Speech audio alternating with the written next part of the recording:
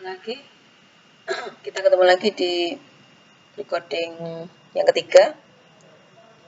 Setelah Anda menemukan atau menentukan atau estimasi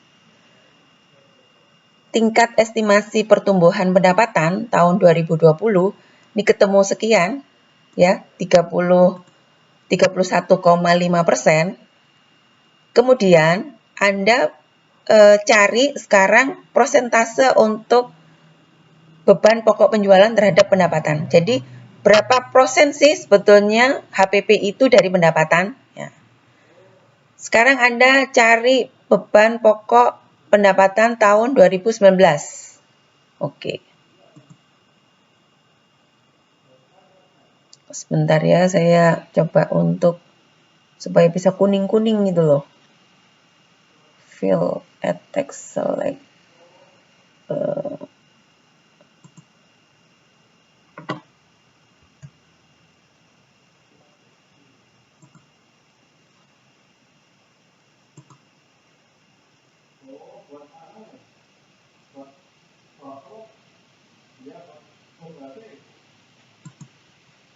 Nah, sekarang beban penjualan. Di beban penjualan tahun 2019 itu adalah sebesar 3084. Ya, 3084.107. Di sini bisa Anda tuliskan, sorry bukan ini. Ini nih yang ini. 27 beban pokok pendapatan, sorry ya, yang ini ya. Beban pokok pendapatan itu tahun 2019 sebesar 27.654.124 dibagi dengan pendapatan tahun 2019. Nah, ketemunya sekian. Ketemunya 68,5%. Ya. Jadi jumlah beban pokok pendapatan, beban pokok penjualan tahun 2019 adalah sebesar 68% dari pendapatan tahun 2019. Setelah Anda ketemu ini, kemudian Anda berikutnya adalah menentukan persentase penjualan, beban umum dan administrasi.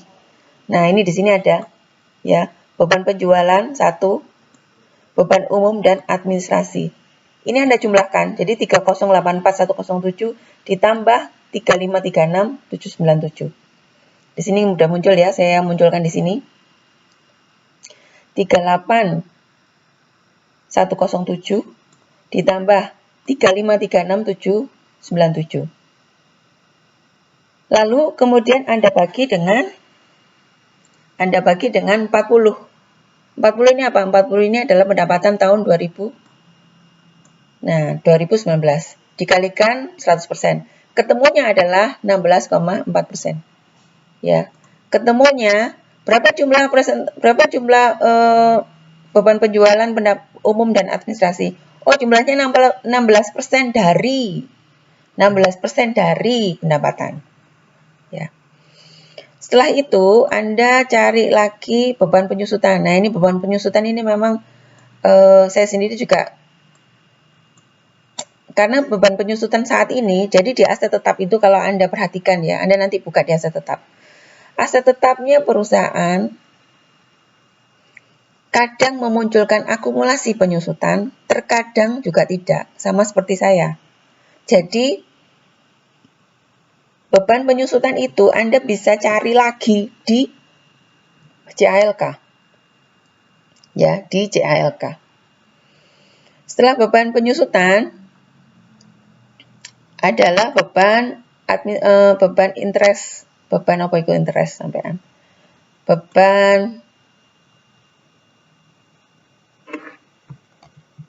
Nah, ini beban keuangan terhadap hutang jangka panjang. Jadi ini beban bunga. Ya, ini beban bunga. Setelah Anda menentukan beban penyusutan, nanti kita diskusikan lagi khusus beban penyusutan. Nah, Anda tentukan tingkat atau menentukan persentase beban bunga atau beban keuangan tahun 2019. Jadi beban keuangan di sini ada. Beban keuangan tahun 2019 adalah 3205.298. Ini sudah saya tulis di sini ya. 3205.298 dibagi hutang jangka panjang tahun 2018. Hutang jangka panjang tahun 2018 ini ketemunya di mana? Anda cari di laporan posisi keuangan ya. Hutang jangka panjang 2018. Di laporan posisi keuangan. Nah, mana saja yang masuk di dalam hutang jangka panjang tahun 2018? Ini. 1, Anda masukkan ini. Pinjaman jangka panjang yang jatuh tempo dalam 1 tahun ini. 1. Pinjaman bank. Anda masukkan ini angkanya. Kemudian ini liabilitas sewa pembiayaan. Anda masukkan. Kenapa ini liabilitas kok masuk? Ini adalah capitalis. Terus ditambah apa lagi ini? Pinjaman jangka panjang. Pinjaman bank sebesar 17. Oh, ini kok nggak masuk ya utang jangka panjang. Harusnya masuk ini. Ada utang obligasi, masuk juga ini harusnya. Oh, bukan ini, sorry, bukan yang ini. Tapi yang tahun 2018 ya. Tahun 2018 jadi yang ini. Nih ya. Hutang jangka panjang tahun 2018. Makanya kok ongkone kok kakehan. Hutang jangka panjang tahun 2018 apa saja? Nih. 50 136 ditambah 88 387 ditambah 4644 ditambah mana lagi? 2994 902.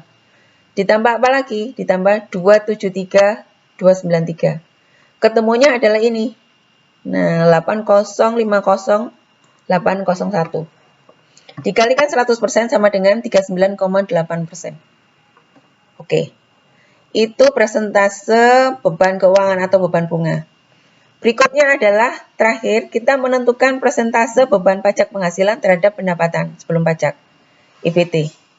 Kalau yang ini kita masuk ke laporan laba rugi. Nah, beban keuangannya berapa sih beban keuangan? Beban pajak. Beban pajak tahun 2019 adalah sebesar ini. 824542 ya. Beban pajak penghasilan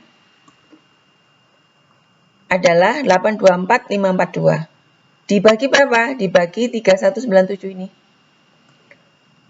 Dibagi pendapatan sebelum pajak atau laba sebelum pajak. Itu sekian. Ketemunya 25%. Oke, kita akan lanjut lagi ya nanti ya setelah ketemu angka-angka ya.